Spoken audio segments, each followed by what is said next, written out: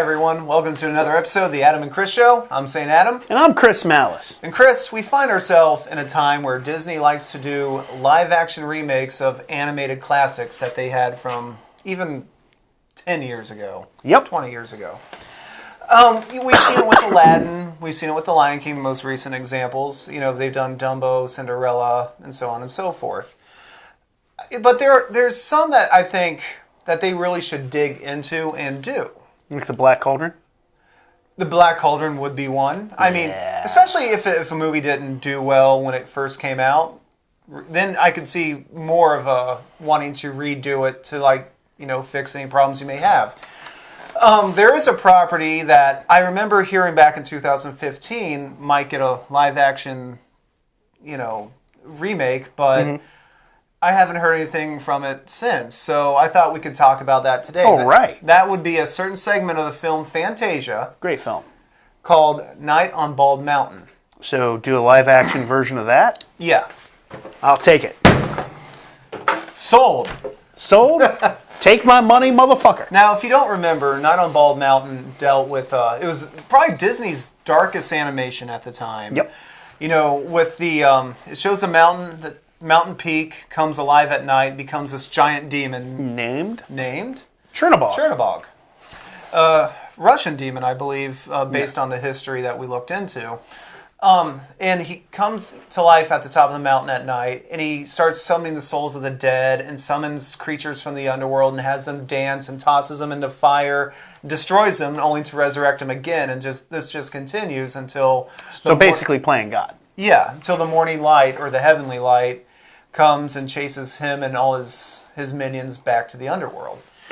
It could be a pretty good movie. And Disney has done some really good, fun live-action films. I mean, they did Pirates of the Caribbean, and it was based on a ride. So this just kind of is a no-brainer. However, I looked into this. So it did have a treatment done.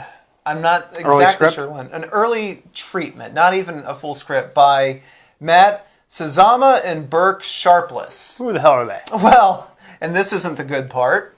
These guys brought us movies like Dracula Untold, The Last Witch Hunter, and Gods of Egypt. So that whole concept of that failing is a good thing. Yeah. Now, you see, these guys haven't brought us anything, at least in my opinion, that I thought was any good. So seeing them work on something that could be just a great film that Disney turns out and could be an instant classic is not a good idea. Now, let's say their treatment got thrown away. Oh, hopefully. Yeah, hopefully. Maybe Chernobog, threw it away into the pits of hell where it belongs. And they could call the movie Chernobog. Well, they could call it Night on Bald Mountain because it's based on a symphony and a play. Who was the composer of the symphony? You were supposed to look that up. What was the guy's name? I did. His name was Modest Mussorgsky. So close. Swing and a miss, really. Mussorgsky. Mussorgsky.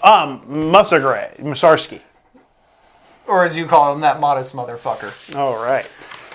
A Russian composer wrote the music, and it spawned a play. The play, there's been different versions and iterations of it throughout all the years, centuries, really, because it was I think the early 1800s, mid 1800s, when the first play came out. But yeah, it's basically what you see in that Fantasia clip. I mean, there are some secondary characters, and you could make that part of the film, but these two guys who did the treatment are not the right guys to do this. You need someone that understands creature design. You need someone that understands how to build a universe contained within this.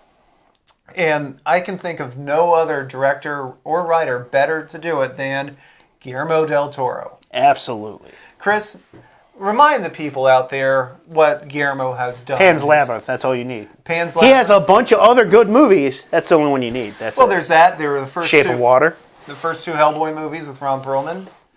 Like you said, Shape of Water. Guillermo gets what it takes to design really memorable and creative creatures, understands what it takes physically, because he likes to do a lot of real effects when he can. Yeah, he does. He does a lot more practical effects than CGI. CGI, which is a good thing. But he also understands how to build a compelling movie. You know, what it takes to build these characters, get you to care about them, and not just have a lot of flash and no substance. Yeah.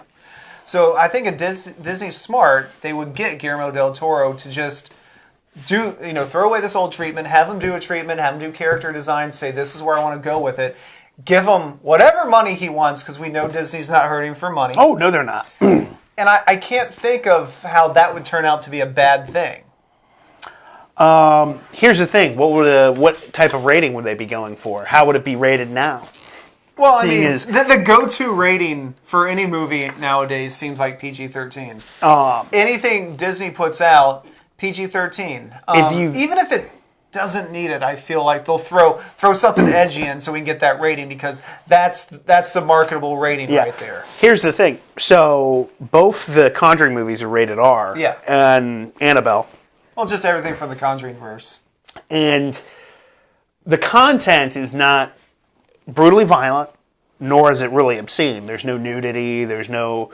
One of the things that I think that the MPAA used to bring that rating up was the fact that it was scary. It's the whole point of a fucking horror movie is to be scary. So do you think that the MPAA would bring the rating up more? Well, see... If it's actually scary? See, that's a problem, because they don't have a guideline to judge films by. In fact, the board members who judge this for the MPAA are usually soccer moms. Oh. You know, the exact audience you look for a horror film. Oh, yeah. Yeah. But Disney can do some really scary imagery and still keep it family friendly. Yeah, I'm not stating that you can't do it. Make it a scary movie not being rated R. If there's one company that could make a horror movie PG-13 and it actually be good, it would be Disney. It would be this concept. I have more faith for them doing that than trying to go over the top and make it R-rated. But most PG-13 horror movies are shit.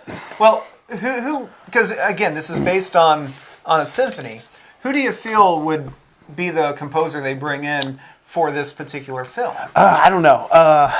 Hans Zimmer, I think, is the best. There's besides the movie music from The Dark Knight, which he did. He did Man of Steel. He did Pirates of the Caribbean, or at least Dead Man's Chest. There's a video game that he did the theme music for. It was Crisis. I think it was Crisis 2. And there's this real eerie, like, violin, like it's being murdered. That sounds like the violin's having its throat slit. It's fucking fantastic. I mean, yeah, Hans Zimmer's definitely a go-to. I feel like with Disney, another go-to that they would probably bring up, at least, would be Danny Elfman. I'm not saying good or bad. I just feel like that'd be another name that would be a go-to. And, you know, Danny Elfman has had pretty good themes, you know. Look what he did with Batman. That was great. I mean, I even like the score on Spider-Man. Oh, yeah. Yeah, Spider-Man was fantastic. On the same time, you could go old school and get John Williams. Could. If he's still alive, which I believe he is. So do you think they'd have Chernobog saying any lines, considering that it's a non-spoken skit? Yeah, the whole short, I don't want to say short, but the whole scene of Bald Mountain is just the music. If they were smart, I would give Cinnabog a voice, but don't give him too many lines. No. When he speaks, make it actually mean something. And quotable. Now, who would do his voice? Gotta think of somebody with a creepy voice. Well, and here's a thought, and maybe you might disagree with me on this. Because directors like to use actors they've worked with before, what if you got Ron Perlman? If Chernobog's supposed to be a Russian Slavic demon, and I've heard Ron Perlman do Slavic accents before, it sounds pretty good when he does it. It's believable. He's got just enough bass in his voice, but enough range too. Yeah. But like, let's say you can't get Ron Perlman for whatever reason. You probably won't, but yeah. Is there anyone else you can get? I'd say they'd have to have a more deep but very soft kind of tone to their voice.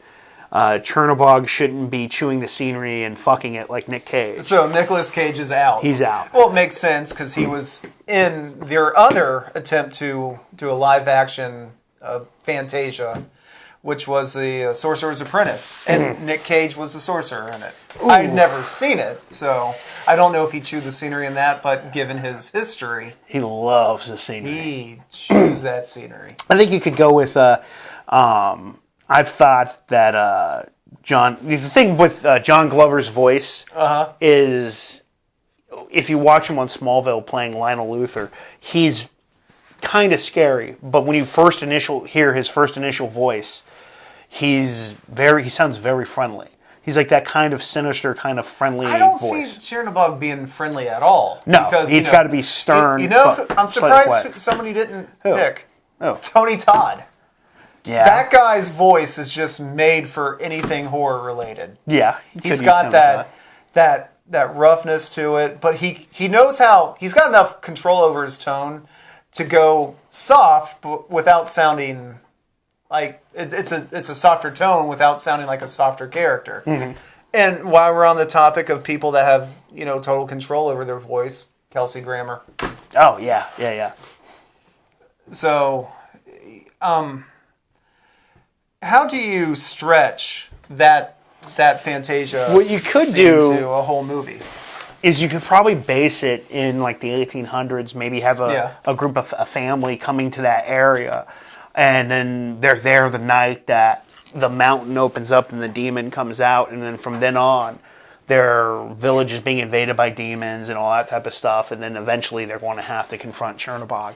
I can see that. I could see it like a prophecy almost, like when the stars or whatever line up,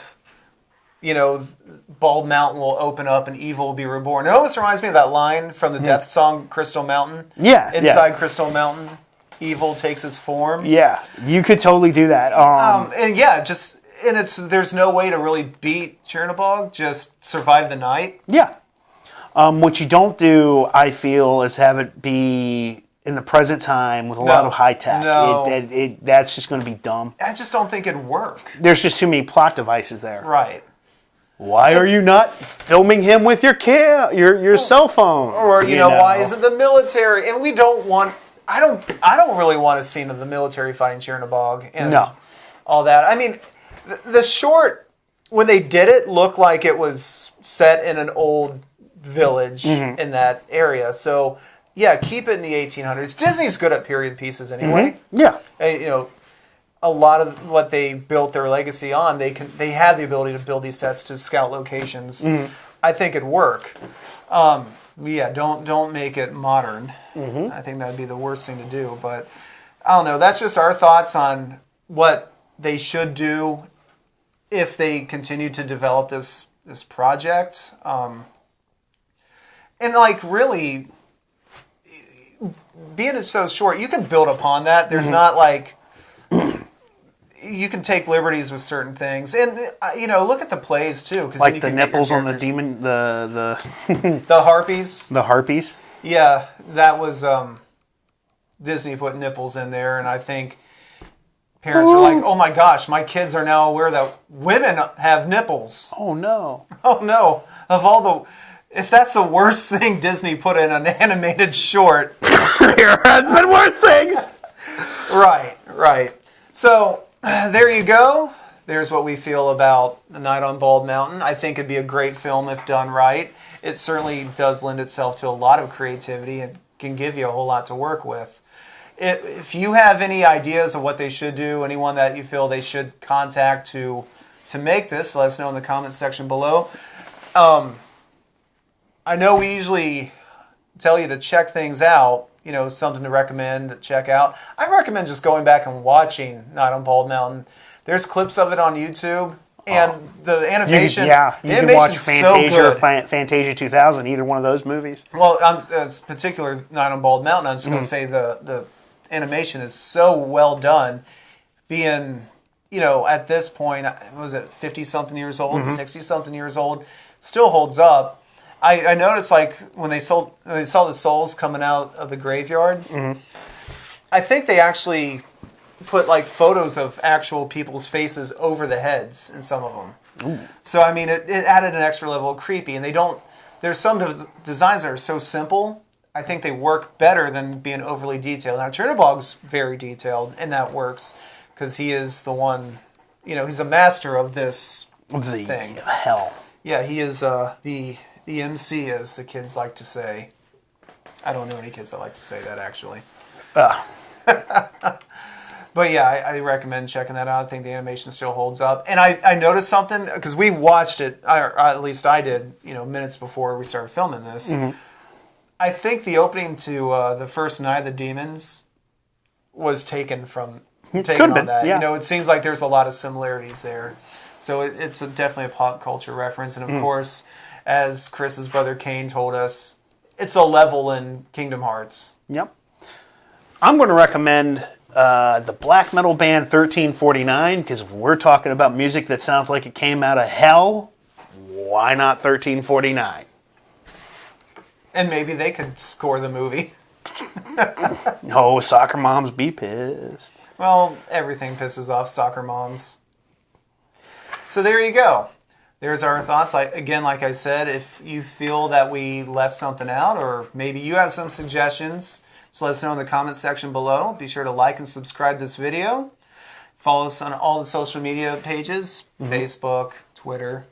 And from the Adam and Chris Show, I'm St. Adam. I'm Chris Malice. We'll see you later. Bye.